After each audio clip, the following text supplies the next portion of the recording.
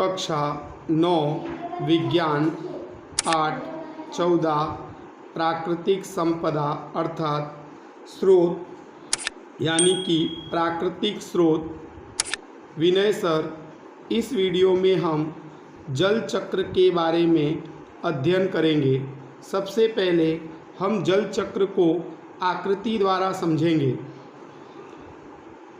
पृथ्वी पर से पानी का वातावरण में जाना और वातावरण में से पानी का वापस पृथ्वी पर आना, जिससे पानी के वहन का एक चक्र बनता है, जिसे जल चक्र कहते हैं। अब ये जल चक्र की घटना कैसे होती है? तो पृथ्वी पर जो पानी के स्रोत हैं, नदी, तालाब, सरोवर, समुद्र, इन पर दिन के समय जब सूर्य की किरण गिरती है तो इनकी ऊपरी सतह पर जो पानी होता है वह पानी इस सूर्य की किरणों से गर्म होता है और उसका वाष्प में रूपांतर होता है और ये वाष्प ऊपर जाकर ठंडी होती है। ठंडी होने के कारण वापस पानी की बूंद में बदल जाती है और ये पानी की बूंदें एकत्रित होकर बादल का निर्माण करती है। और जब बादल में पानी के बूंदों की संख्या अधिक हो जाती है तब यह पानी वर्षा के रूप में ज़मीन पर बरसता है और वापस ज़मीन पर यह पानी आ जाता है, जिससे एक पानी के वहन का चक्र बनता है, जिसे जल चक्र कहते हैं। फिर से समझ लीजिए कि पृथ्वी पर से पानी का वातावरण में जाना और वातावरण में से पानी का वापस पृथ्वी पर आना, जिसके कारण पानी के वहन का एक चक्र बनता है, जिसे जल चक्र कहते हैं।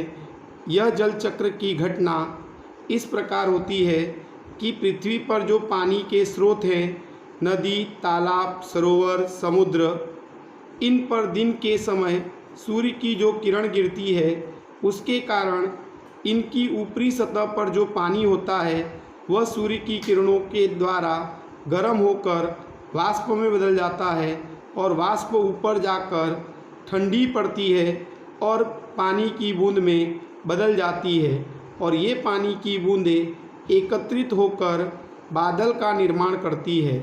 और जब बादल में पानी की बूंदों की संख्या अधिक हो जाती है तब यह पानी वर्षा के रूप में ज़मीन पर बरसता है और ज़मीन पर वापस आता है। इस प्रकार पानी के वहन के लिए एक चक्र बनता है, जिसे हम जल चक्र कहते हैं। अब इसे हम यहाँ पर पढ़ेंगे। जल चक्र पानी का पृथ्वी पर से वातावरण में और वातावरण में से वापस पृथ्वी पर आना, जिससे पानी के वहन का एक चक्र बनता है, जिसे जल चक्र कहते हैं।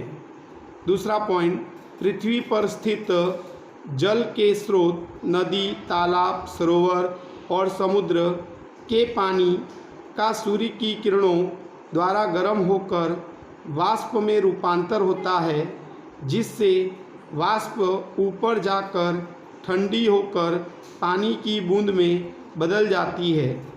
ये पानी की बूंदें एकत्रित होकर बादल का निर्माण करती है और जब बादल में पानी के बूंदों की संख्या अधिक हो जाती है तब पानी वर्षा के रूप में ज़मीन पर वापस आता है।